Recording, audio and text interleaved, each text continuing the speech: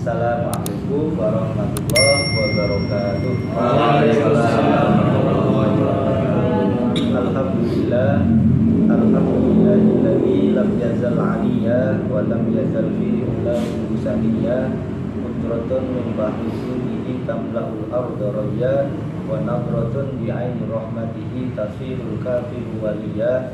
Al-jannatu liman ata'ahu walau 'abdan habasyiyya wan naru liman ata'ahu walau syarifan qurasyiyya.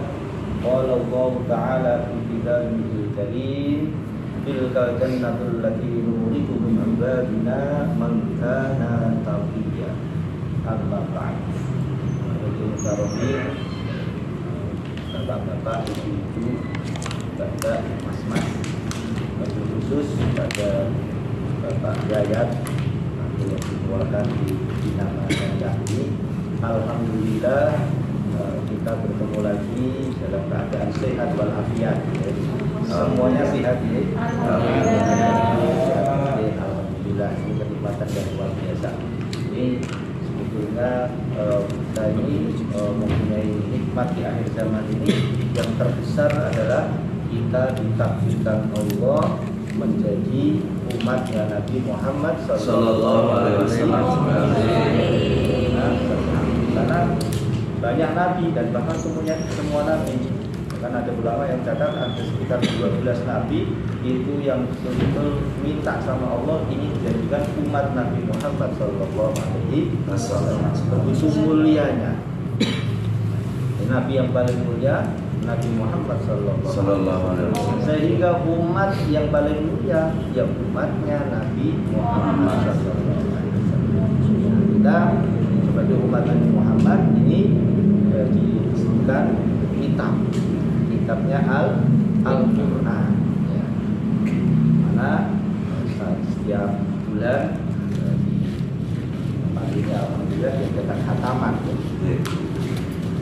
Ya. Di antara faedah, di antara manfaat fadilah dari Al-Quran yang paling mudah adalah supaya tidak angker. Kuburan itu angker ya. Kuburan itu angker. Tapi nek diwacane Quran, kuburan yang diangker itu menjadi tidak angker. Jadi menyenangkan, jadi barokah. Sebetulnya kita ini kuburan ini. Ya. Buktinya kuburan. Nah, ada sate ayam dimakan, tengkleng dimakan, bakso sapi dimakan. Kuburan berarti ya. Nah, supaya kita itu tidak berwajah angker, diperbanyak membaca Al-Quran. Nah, ini sebagai kita wasilah atau perantara untuk mendekatkan diri kepada Allah dan untuk mencari syafaat atau pertolongan Nabi Muhammad Sallallahu Alaihi Wasallam. Dan kebetulan ini adalah di hari-hari akhir di bulan Rajab, yang mana di bulan Rajab itu ada peristiwa yang sangat agung yang hanya dialami oleh Nabi kita, yaitu peristiwa Isra Mi'raj. Itu perjalanan satu malam, tidak ada satu malam. Nah, dari Mekah ke Masjidil Aqsa Palestina, naik ke langit 1, 2, 3 sampai 7 sampai Sidratil Muntaha, harus bertemu Allah Subhanahu wa Ta'ala. Ini ada perdebatan. Nabi Isra Mi'raj itu hanya ruhnya, jasadnya tetap ada di Mekah. Nabi itu Isra Mi'raj hanya ruh berarti hanya seperti mimpi. Ini ditegaskan oleh Dr. Sayyid Muhammad Al-Maliki bahwa kalau memang Nabi itu Isra Mi'raj itu hanya ruhnya, tidak akan terjadi perdebatan. Mimpi kan bebas. Mimpi hari ini kita mimpi Mekah, besok kembali lagi, tidak masalah. Tidak ada yang mempermasalahkan. Abu Jahal, Abu Lahab, dan orang-orang kafir saat itu tidak akan ada yang mengejek, tidak ada yang menentang. Mimpi bebas. Tapi keyakinan kita, akidah kita adalah Isra Mi'rajnya Nabi itu birruh wal jasad, ruh dan jasad. Lah kok bisa? Bisa. Allah Maha Kuasa. Bahkan digambarkan dalam untuk menggambarkan cepatnya perjalanan Isra Mi'raj Nabi itu digambarkan dalam kitab Maulid juga yang sering membaca. Gambarkan apa? Diceritakan di situ qabla ayyabrudal farsh wa qad nala jami'al wa qabla ayyabruda al farsh, qabla ayyabruda, sebelum barot. Barot itu atau barit artinya dingin. Al farsh apa? Tikar atau lemek atau alas. Sebelum alasnya itu untuk tempat tidurnya Nabi itu dingin, itu Nabi sudah kembali lagi.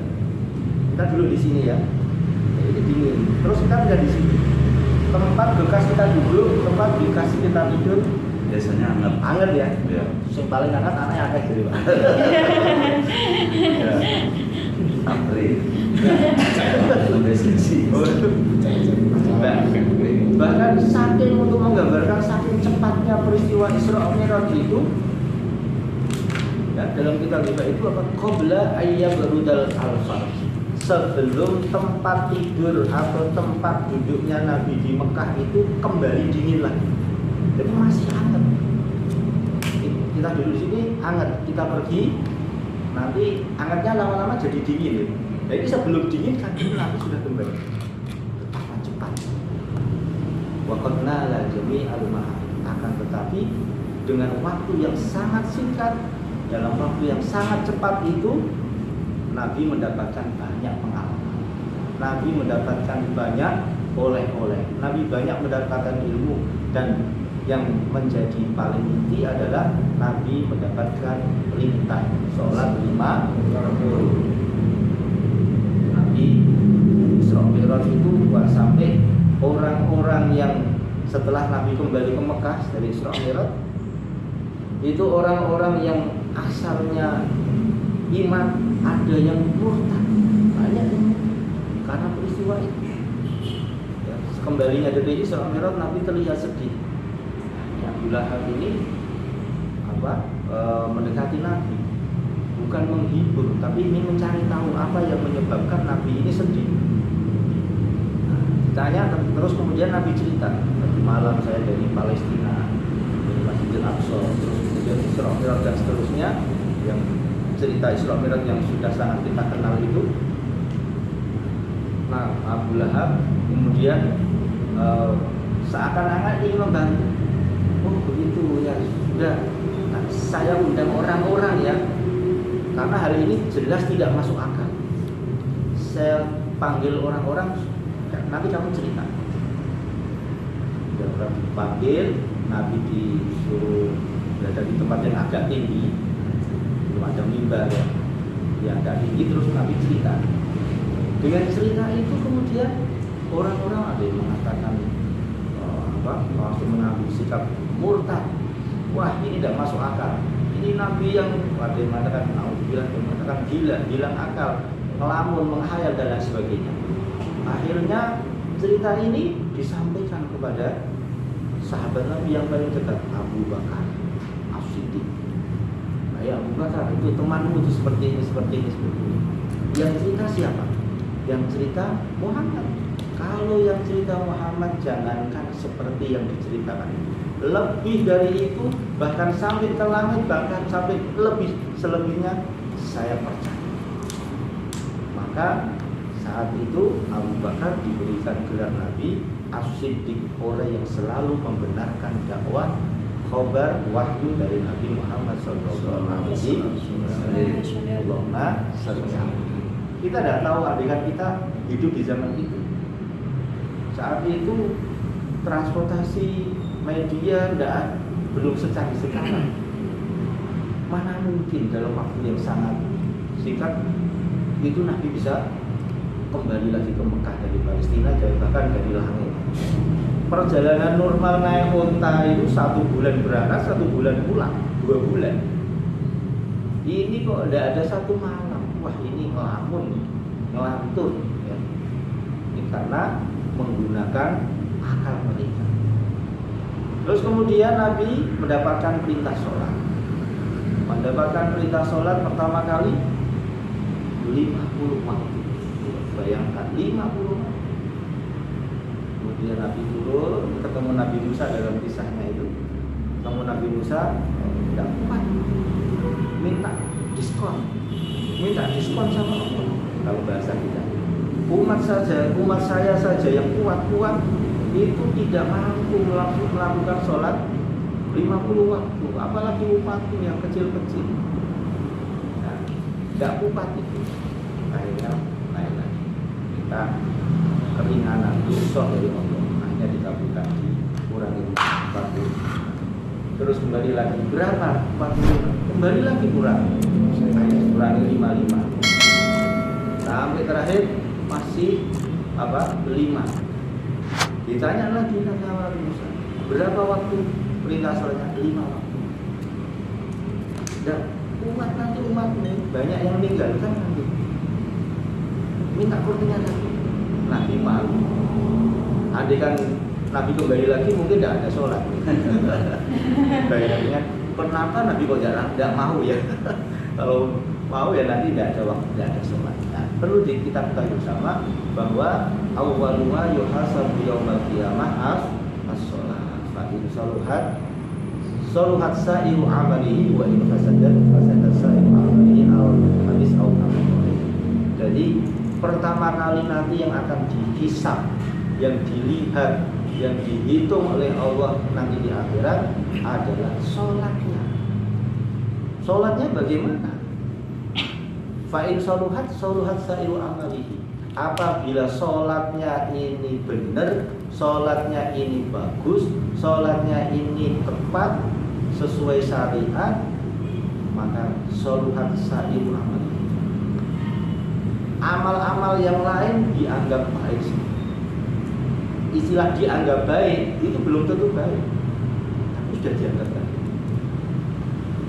Tapi sebaliknya fa'in fasadat sa'iru amal. Tapi apabila sholatnya ini rusak, sholatnya asal-asalan, sholatnya apalagi naudzubillah bolong-bolong, nah bolong-bolong, colot, tidur, sibuk, asar, capek, maghrib, ngantuk, isya udah tidur, subuh belum bangun. Jadi ini sholatnya apa ini? Wah, payah ini ya. Maka nanti amal-amal yang lain akan lebih diteliti lagi, akan lebih berat lagi. Oleh sebab itu kita yang banyak kekurangan, amal kita ini banyak yang terlena. Nah ini mari sholat kita bertemu. Sholat ini ibarat wajah yang ketika kita bertemu orang pertama kali yang dilihat adalah kenapa wajah ini mempunyai banyak manfaat. Satu menjadi identitas. Simahum fi wujuhihim min atharis sujud. Wajah-wajah mereka itu akan terlihat, wajah-wajah orang mukmin nanti terlihat di hari kiamat tanpa tanda pengenal. Itu sudah tahu, oh itu mukmin, itu muslim dan sebagainya. Dari mana? Dari sinar wajah. Simahum fi wujuhihim, tanda-tanda mereka orang-orang mukmin ini bisa terlihat fi wujuhihim, dari di wajah mereka. Karena apa? Min asaris sujud, dari bekas-bekas sujud yang dia lakukan ketika hidup di dunia. Identitas. Satu sebagai identitas, nomor 2 yang pertama kali dilihat. Makanya identitas itu pasti foto setengah badan ya wajah. Tidak setengah badan perut turun. Bayang identitas. Maksudnya fotonya ke bawah. Setengah badan ke atas, bukan setengah badan ke bawah. Karena kalau setengah badan ke bawah tidak bisa diidentifikasi, bisa dilihat. Ini siapa ini? Tapi kalau wajah langsung tahu. Yang kedua yang pertama kali dilihat. yang pertama kali dilihat ya wajah, ketemu orang, tidak lihat kakinya, tidak lihat punggungnya, tidak lihat tangannya, lihat wajah. Siapa ini kuasa?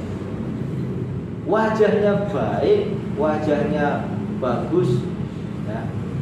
Ini yang lain tidak perlu dilihat. Wah, orang ini ganteng, orang ini cantik, cukup lihat wajah. Nggak perlu mana yang lain dah, yang lain tidak perlu dilihat.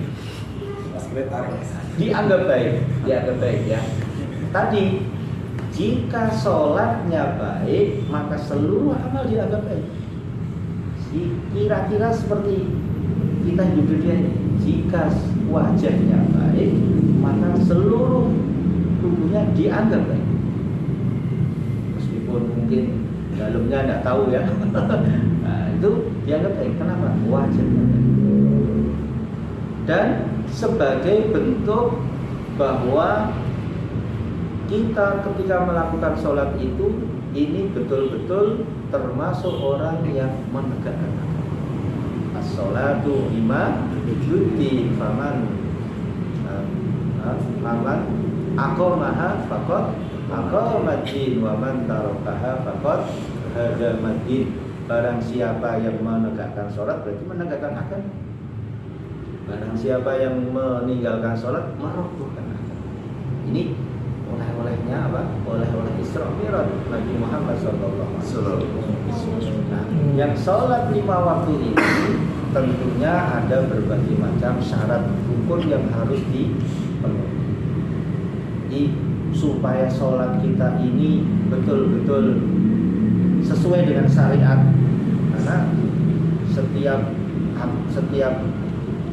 syariat, setiap kewajiban itu ada aturannya, ada aturan mainnya. Buat gorengan ini juga ada aturannya. Buat minuman ini ada aturannya, ada asal-asalan. Demikian juga sholat. Supaya sholatnya itu baik, ini ada aturan. Aturannya harus wudu, terus tutup aurat. Auratnya mana? Wudunya bagaimana? Terus nanti dalam sholat ada rukuk, ada i'tidal, ada sujud dan seterusnya. Tentunya kita sudah mempelajari hal ini. Yang sudah tahu biar lebih tahu, yang belum tahu biar menjadi tahu. Karena ketika saya berada di sebuah sekolahan elit itu guru-gurunya wudunya hanya tidak dikis Pak. Jadi angger ya, salah bisa. Ada yang kebalik-balik. Padahal itu merupakan syarat rukun atau syarat sahnya sholat. Ya, di antara rukunnya wudu itu ada 6. Yang pertama niat, harus niat. Nah, niatnya kapan? Nawaitul wudu'a itu tidak niat, itu ucapan niat. An-niyah mahalluhu fil qalbi. Jadi niat itu tempatnya dalam hati. Kalau dalam bahasa Jawa kerentek. Ketika membasuh wajah itu kerentek, kita itu membasuh wajah karena wudu. Jangan sampai nawaitul wudu'a terus membasuh wajah ditanya kamu kenapa? Kenapa ya? Oh, aku sudah wudu. Tidak tahu kalau dia orang basuh wajah, basuh tangan, seterusnya, tapi tidak lihat wudu, ya namanya tidak wudu, sehingga hadas kecilnya tidak hilang. Besok. Seger, padahal basuhannya sama persis, urutannya sama persis. Karena tidak niat, maka tidak jadi. Maka pertama niat. Yang kedua harus membasuh wajah. Basuh wajah itu dari mana batasannya? Min mana bin syari ila dhafani wa minal udunain ilal udun. Dari tempat tumbuhnya rambut sampai bawah dagu, dan dari telinga sampai telinga.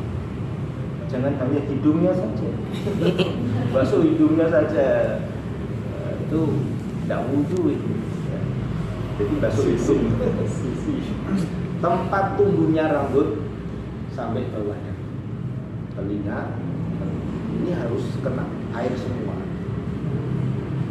Dan misalnya tumbuhnya rambut ini ada yang dari belakang, apa harus sampai di situ aja? Enggak. Jadi tempat tumbuhnya rambut yang umum, yang ya dari sini. Meskipun maaf mungkin yang sebelah sini ada rambutnya, tumbuhnya mulai dari belakang. Profesor ya, itu apa? Cukup dibasuh dari tempat yang biasa. Nah, kadang kita dalam berwudu itu mungkin cepetan atau bagaimana, itu ada yang terlewatkan. Yang sering terlewatkan apa? Nah, di dalam fikih itu dikaji al-muk wal lihat. Al-muk itu mata bagian dalam, al-lihat itu mata bagian luar. Ini yang sering terkena apa? Ada kotoran di situ. Nah, apabila ada kotoran tidak bisa terkena air, maka al-muk dan lihat ini dibersihkan. Supaya apa? Supaya betul-betul air ini terkena semua. Itu yang kedua wajah. Yang ketiga adalah tangan. Tangan ini sampai atas siku. Atas siku, jangan bawah siku. Atasnya siku. Dan yang ada di antara ujung jari sampai atas siku yang bisa menghalangi air harus dihilangi. Tip egg ya, mungkin kantor tip egg atau yang di bengkel mungkin yang tukang cat mungkin cat kuku. Nah, ini kalau pacar tidak apa-apa. Hina ya, hina itu hanya asarnya saja itu bekasnya sehingga air masih bisa masuk. Tapi kalau cat kuku itu tidak bisa masuk. Itu yang ketiga. Yang keempat adalah ba'du sya'ri ra'si, sebagian apa? Rambut kepala, sebagian kepala. Kepala itu mana? Kepala ya ini setelah tumbuhnya rambut sampai atas ini leher ini, sampai atas itu, sampai belakang telinga. Sehingga kalau kita wudu mau mengusap sebagian kepala boleh, asal boleh dimanapun, asal masih daerah kepala. Boleh di depan, boleh di belakang, boleh di samping kanan, boleh di samping kiri. Kalau ibu-ibu, mbak-mbak yang rambutnya panjang, gimana kalau rambutnya? Kalau rambutnya tidak masalah, asal rambut itu masih dalam batasan kepala. Kalau rambutnya panjang segini, basuhnya ini sudah tidak kepala. Boleh basuh di rambut asal rambut yang masih ada di kepala. Boleh satu titik saja, asal terbasuh. Bukan terbasuh, terusap. Karena bahasanya masku. Bedanya masku sama ghuslu, kalau ghuslu itu membasuh harus ada air mengalir. Ghuslu itu wajah harus basuh, tangan, kaki itu harus dibasuh. Tapi kalau rambut atau sebagian kepala itu masku ba'di ra'si, mengusap sebagian kepala. Yang namanya mengusap yakfi bil bala, cukup dengan basah. Nah, ini boleh. Ini yang keempat, niat membasuh wajah, membasuh kedua tangan, mengusap sebagian kepala. Kemudian rukun lagi yang kelima adalah kaki. Dulu telinga itu tidak rukun. Dibasuh, diusap lebih bagus. Andaikan tidak, wudunya tetap sah. Membasuh kaki. Kaki itu atas sampai atas mata kaki. Dan yang perlu diperhatikan ini yang apa, sela-sela jari dan apa ini tumitnya, apalagi tungkak ya, tungkak yang jarang pakai sandal, pakai sepatu, ini kan ada celah-celahnya itu. Itu kadang hanya dibasuh atau tidak diusap. Nah, kalau tidak usap, ini yang tidak bisa masuk ke sela-sela itu. Makanya Nabi mengatakan wailun lil aqabi minan nar, celaka bagi orang yang mempunyai tumit, mempunyai tungkat. Artinya apa? Mempunyai tungkat yang saat itu tidak diperhatikan. Tidak ada sandal itu kan, wah ini keras dan berlubang-lubang, dan itu harus diperhatikan. Jadi tidak hanya dipucul dengan keran tanpa diusap dengan tangan. Itu kadang sela-sela jari itu tidak rata terkena air. Ini yang kelima. Kemudian yang terakhir, yang keenam adalah tertib, harus urut, tidak boleh diulang-ulang. Dan sebagai penambah itu wajibnya untuk menambah kemuliaan dalam berwudu adalah dengan menambah batas. Apa itu? Umat Nabi Muhammad besok dibangkitkan dari kubur dalam keadaan ghurran muhajjalin, dalam keadaan wajah, tangan dan kakinya ini bersinar. Di saat tidak ada lampu, maka orang yang wudunya itu orang yang di dunia ini suka wudu karena sholat, ini akan mempunyai sinar yang kuat sehingga tahu mana jalan menuju surga itu, tahu jalan yang baik, jalan yang benar itu. Kalau bangun dari kubur tidak lihat apa-apa, tidak tahu harus kemana ini. Alhamdulillah.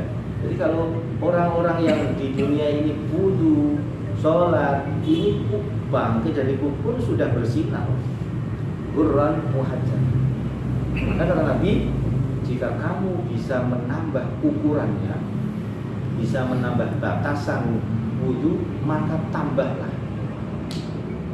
Seperti tadi saya katakan, batasan wajah tempat tubuhnya rambut sampai ke wajah, telinga sampai itu wajibnya.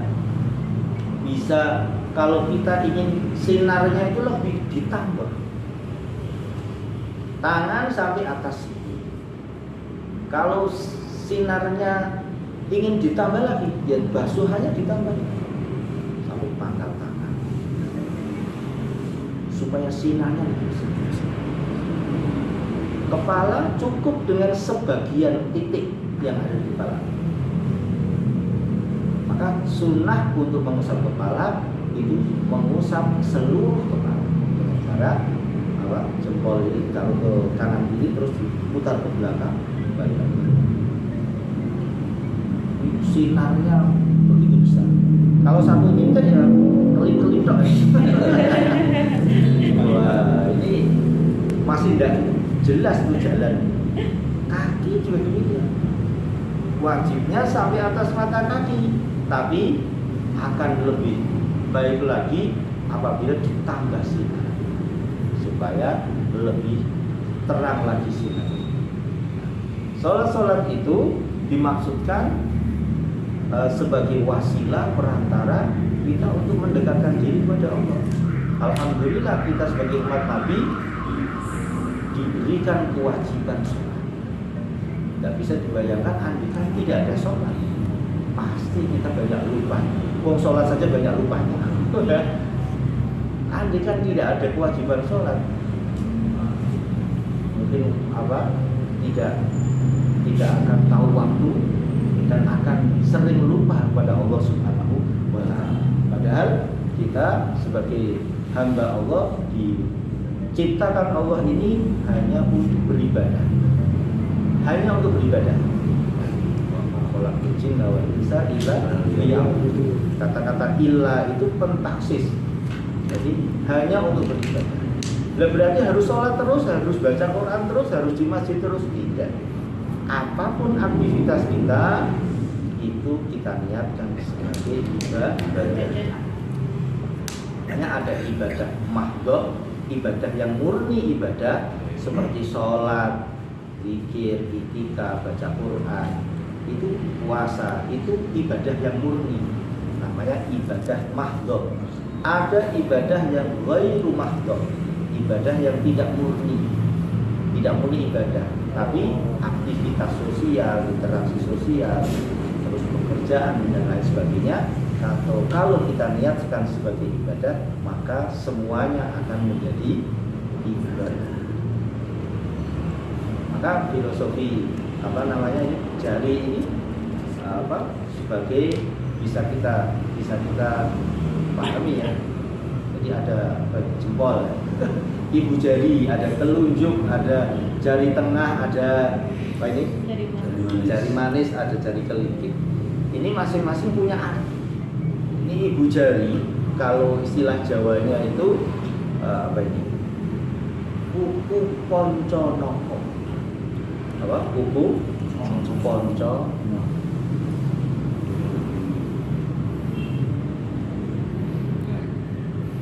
Oh, yang kuku ponco noko ini telunjuknya. Yang jempol itu ibham ini apa?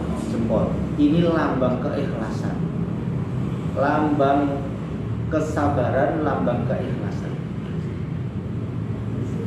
Dan ini juga sebagai persaksian. Karena apa? Dari 5 jari ini ternyata yang bisa kemana-mana dan bisa disinggahi siapapun ini adalah jempol. Jempol ini bisa ke jari mana-mana dan bisa menerima jari manapun. Jari manapun bisa ke jempol. Jempol juga bisa ke jari manapun. Ini sebagai lambang persaksian, ya. Ini cukup dengan menunjukkan jempol ini sudah menyaksikan. Bagaimana rasanya ini? Oh, tidak usah ngomong, gini saja. Oh, ini sudah disaksikan. Nah, ibu-ibu, mbak-mbak ini ya, mau pergi dandannya kan berapa jam nggak? Wah, apalagi mau kondangan ya. Bagaimana Pak? Bagaimana Mas? Bagaimana? Sudah rapi atau belum? Tidak usah, gini saja sudah. Oh, sudah. Persaksian, lambang persaksian dengan jempol. Syahadat itu harus ikhlas. Makanya orang-orang tua yang sudah tidak bisa tanda tangan gantinya apa? Jempol. Dan jempol ini jempol tangan, bukan jempol kaki ya. Karena jempol kaki tidak bisa kemana-mana. Kalau jempol tangan bisa kemana-mana. Dan menerima siapa? Tapi jempol ini tidak bisa berdiri sendiri. Fungsinya apa jempol? Makan bisa tidak dengan jempol? Dan harus dibantu. Ini harus kerjasama ini kalau makan. Terus kemudian al-musabbihah. Musabbihah ini tadi kuku poncono. Kuku ini lambang surga. Ponco itu 5, noko itu waktu. Bisa masuk surga kapan bisa menjaga 5 waktu. Loh, kuku kok surga artinya? Kuku itu artinya surga. Kenapa? Karena dari semua anggota badan manusia itu yang tidak akan berubah adalah kuku. Nabi Adam alaihissalam ketika turun dari surga, diturunkan Allah dari surga, itu semuanya berubah kecuali kuku. Kuku kita tidak berubah. Rambut, asalnya ireng malah putih. Kulit, asalnya mulus, asalnya kenceng jadi berkeriput kalau sudah tua. Gigi, goyang bahkan hilang. Ompong. Mata, asalnya cetok jadi blau. Tapi yang duit cetok terus kita. Telinga, asalnya tengen. Ini kalau sudah tua akan berubah. Jadi semuanya berubah kecuali kuku. Kuku kita berubah dan tetap seperti sampai mati. Kecuali karena ada unsur lain ya. Unsur lain mungkin kena peso, mungkin kena apa, atau mungkin suka benerin motor bengkel ya, kena oli sampai hitam, nah itu unsur lain. Tapi kalau dalam keadaan normal, kuku tidak berubah. Ini telunjuk. Jadi orang ini akan masuk surga. Bisa masuk surga kalau bisa menjaga sholat 5 dan orang itu bisa melakukan sholat 5 waktu kalau mendapatkan petunjuk. Tadi kan petunjuk untuk menunjukkan sana. Kemana? Pindah sana. Oh, jadi ditunjukkan. Ini untuk menunjuk. Ini. Terus yang tengah ini, jari tengah ini Jawanya Danang Joyo. Danang itu pemberian. Romo, Derma, Joyo itu menang, jaya, menang. Jadi orang yang ingin menang, maka jangan lupa untuk menjadi dermawan, untuk menjadi romo, untuk menjadi orang yang suka memberi.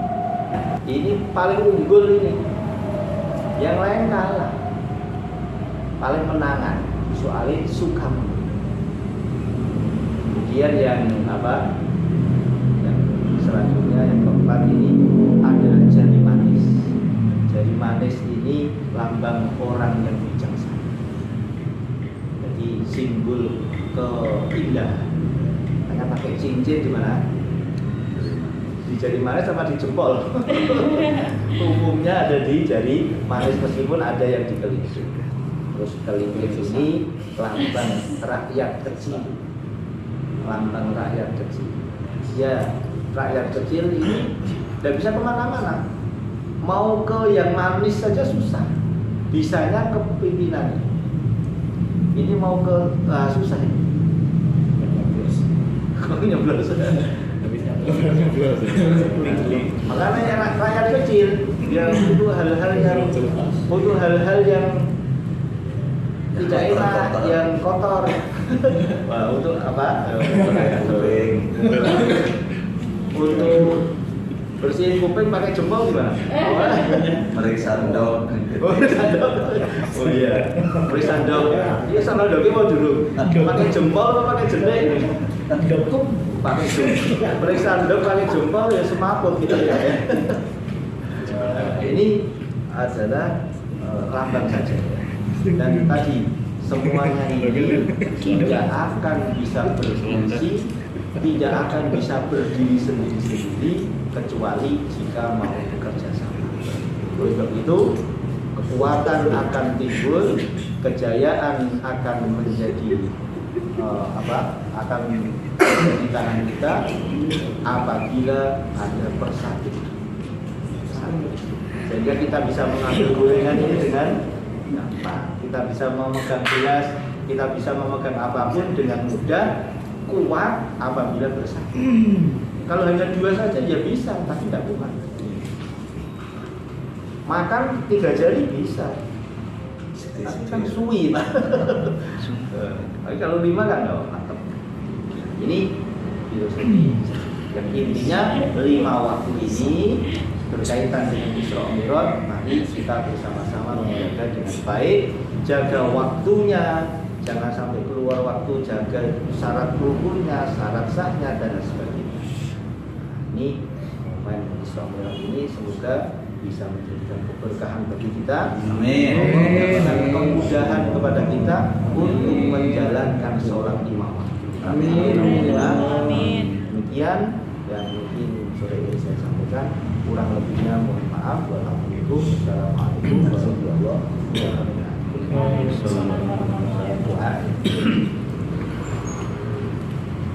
A'udzubillahiminasyaitonirrajim. Bismillahirrahmanirrahim. Alhamdulillahirabbil alamin. Hamdan syakirin wa bi ni'amahu wa yukafi masidah. Allahumma shalli wa sallim ala sayyidina Muhammadin. Salatan tamlahu bina qalbana nuran wa salatan yasura wa tarjubana bil qawasi dirara wa ala washabihi wa sallim tasliman katsira. Allahumma yassir alaina bil asir wa tayassirul asir alaika yasir. Allahumma ya man la yataju ila al bayan wa tafsir hajatina ilaika katsir wa anta alimun biha wa khabir. Allahumma bi barakati khatmil Qur'an wa bi barakati hadzal majlis. Amin. حاجاتنا وحسن مقاصدنا آمين. وسلمنا وأهلنا في الدنيا والآخرة بجاه سيدنا محمد خير البرية. اللهم ربنا ظلمنا أنفسنا وإن لم تغفر لنا وترحمنا لنكونن من الخاسرين. ربنا آتنا في الدنيا حسنة وفي الآخرة حسنة وقنا عذاب النار. صلى الله على سيدنا محمد وعلى آله وصحبه وسلم والحمد لله رب العالمين. الفاتحة. Alhamdulillah.